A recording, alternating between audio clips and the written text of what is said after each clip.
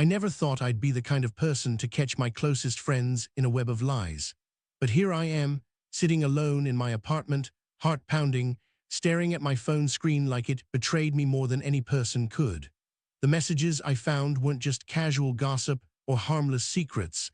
They were the kind of whispers that cut deep, the kind that unravel everything you thought was real. It all started a few weeks ago when I noticed something was off. Not obvious, just tiny shifts in tone, a laugh that seemed forced, a glance that didn't quite meet mine. At first, I brushed it off, telling myself I was overthinking, that maybe I was reading too much into nothing. But the knot in my stomach kept tightening.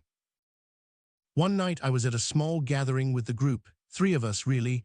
We'd been inseparable for years, sharing everything, or so I believed. But that night, as I reached for my phone, a notification popped up. It wasn't mine. Someone else's conversation, accidentally left open on the screen, and what I read made my stomach drop. They were talking about me, not in a friendly way, not even in a neutral way. The words were sharp, filled with envy and bitterness, like I'd done something unforgivable just by existing. They mocked my ambitions, my personality, even my relationships. I felt like the ground had shifted beneath me, like I was watching a play where I was the villain, and I hadn't even known the script. I wanted to confront them right then and there, but something held me back. Maybe it was disbelief, or the fear that I was misinterpreting everything. So instead, I kept my mouth shut, playing along, pretending nothing had changed. But inside, the betrayal burned hotter with each passing day. Then the whispers started in real life. Small rumors, subtle digs that I couldn't ignore anymore. I'd bump into friends who looked at me sideways or hear a snicker when I walked by. It was like a silent storm brewing just beneath the surface, waiting to explode. One afternoon, I decided to follow the trail. I dug through messages, social media posts, anything that could explain what I was missing. That's when I stumbled upon a private group chat, one that I wasn't invited to, obviously. They were planning something that involved excluding me, making me the butt of their jokes, and worse, trying to sabotage my chances at a big opportunity I'd been working so hard for.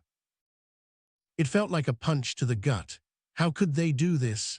How could the people I trusted the most be the ones pulling the strings behind my back, weaving a story where I was the enemy? My mind raced with questions, but no answers seemed to come.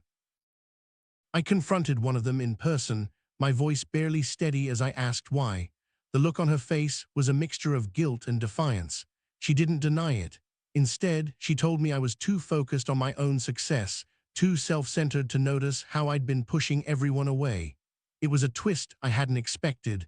The jealousy wasn't just theirs, it was tangled with my own blind spots. The confrontation spiraled quickly, voices rising, years of friendship unraveling in a matter of minutes.